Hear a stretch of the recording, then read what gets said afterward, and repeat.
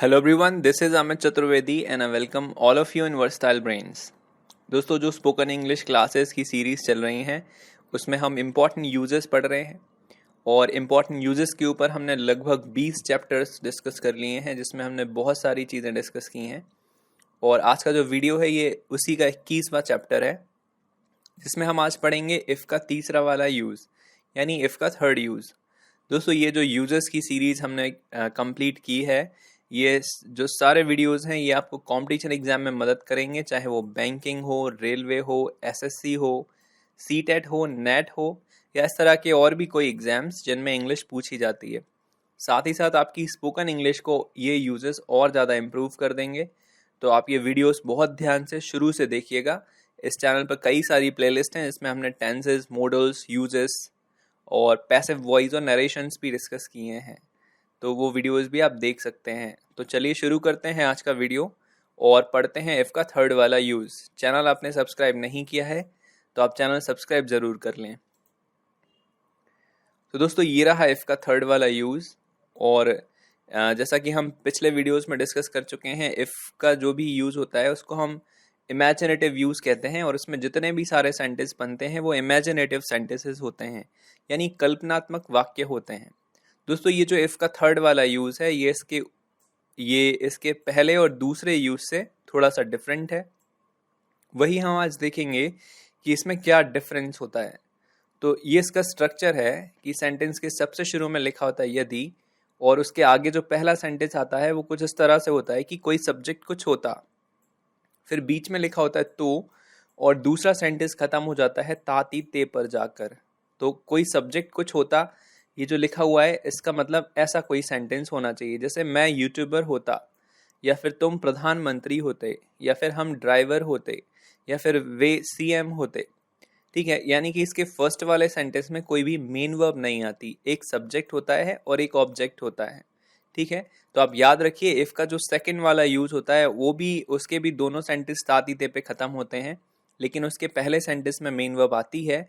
और इफ का जो थर्ड यूज होता है उसके भी दोनों सेंटेंस ताती ते पे खत्म होते हैं, लेकिन उसके आगे वाले सेंटेंस में यानी फर्स्ट वाले सेंटेंस में मेन वर्ब नहीं आती। सेंटेंस सिर्फ ऐसा होता है कि कोई सब्जेक्ट कुछ होता, जैसे इंजीनियर होता, डॉक्टर होता, या चपरासी होता, या फिर प्रधानमंत्री होता, या ड्राइवर होता, कुछ भी होता, और मैं की जगह कोई और भी सब्जेक्ट आ सकता है। फिर लिखा होता है तो, और दूसरा सेंटेंस भी खत्म हो जाता है ताती ते पर। अब देख लेते हैं कि इस तरह के सेंटेंसेस को हम बनाते कैसे हैं। तो इसको बनाने के लिए जो सबसे शुरू में यदि होता है उसको हम लिखते हैं इफ, और पहले सेंटेंस को आप ध्यान से देखना, हम सबसे शुरू में लिखते हैं वो सब्जेक्ट कुछ भी हो, मैं, हम, तुम, वे, वह, या किसी का नाम। सारे सब्जेक्ट के साथ आपको वर यूज करना है, यहाँ पर हमें सिंगुलर सब्जेक्ट के साथ वॉज नहीं लगाना है। तो इफ आई वर, या इफ यू वर, या इफ ही वर, या इफ शी वर, या इफ दे वर, आपको सबके साथ वर यूज करना है, और यहाँ पर वो ऑब्जेक्ट आएगा, ड्राइवर, डॉक्टर, सीएम, पीएम, चपरासी, कुछ भी।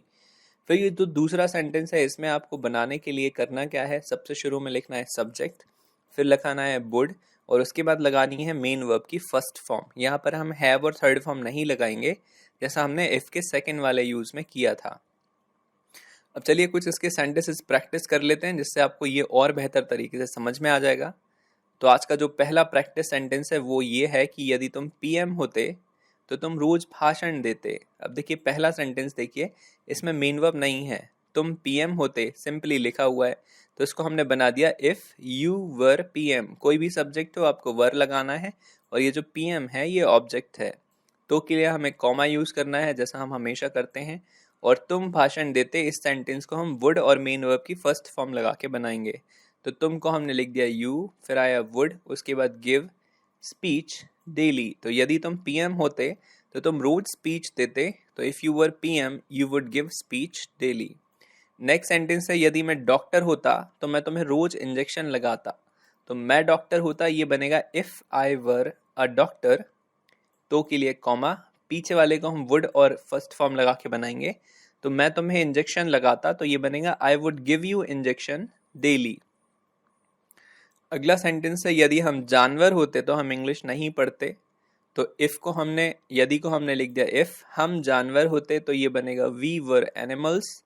तो के लिए हमने कॉमा यूज़ किया, हम इंग्लिश नहीं पढ़ते, तो we would not study English. Would और मेन वर्ब की फर्स्ट फॉर्म वुड, स्टडी, और नहीं के लिए बीच में not, we would not study English.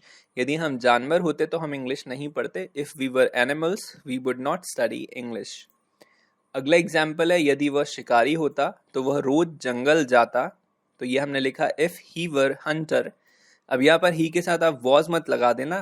Competition exam में कई बार इस तरह की एरर आती है कि इफ लिखा होता है और ही के बाद वो आपको वॉज लगा के देते हैं, तो यहाँ वॉज नहीं आएगा, यहाँ हमेशा वर ही आएगा। तो if he were Hunter he would go forest daily. वह रोज जंगल जाता, तो he would go forest daily. Next है, यदि तुम डायरेक्टर होते तो तुम नई फिल्म्स बनाते। तो यदि तुम डायरेक्टर होते तो ये बनेगा इफ यू वर डायरेक्टर। तो के लिए हम लगा देंगे कॉमा, तुम नई फिल्म्स बनाते तो you would make new films. Next है, यदि मैं यूट्यूबर होता तो मैं इंग्लिश नहीं पढ़ाता। अभी तो मैं यूट्यूबर भी हूँ और इंग्लिश भी पढ़ा रहा हूँ। तो यदि मैं यूट्यूबर होता तो मैं इंग्लिश नहीं पढ़ाता, तो if I were a YouTuber I would not teach English. ठीक है, ये सिंपल सा यूज़ था। आई होप कि आपको समझ में आ गया होगा। इसके अलावा अगर आपको कोई डाउट रह जाते हैं तो आप मुझे नीचे कमेंट सेक्शन में लिख दीजिए। इसके कुछ सेंटेंसेस आप अपनी तरफ से हिंदी में कॉपी में लिखिए और उनको प्रैक्टिस करने की कोशिश कीजिए। अगर आप कुछ कहना, पूछना या बताना चाहते हैं तो आप मुझे इस यूज़र नेम के साथ फेसबुक पर सर्च करके भी मैसेज कर सकते हैं। चैनल आपने सब्सक्राइब नहीं किया तो सब्सक्राइब ज़रूर कर लें। बेल आइकन को भी प्रेस कर लें ताकि नोटिफिकेशन के साथ आपको नई वीडियो की इन्फॉर्मेशन मिलती रहे। ये वीडियो आपको कैसा लगा आप मुझे कमेंट सेक्शन में ज़रूर लिख के बताइएगा। अभी अपन मिलेंगे अगले वीडियो के साथ और उसमें अपन पढ़ेंगे स्टार्ट का use, start to, starts to, या फिर कहें तो बिगिन टू, बिगिन्स टू। इसका अपन यूज़ अगले वीडियो में पढ़ेंगे। तो मिलते हैं आपसे अगले वीडियो में, तब तक के लिए bye bye, have a good day.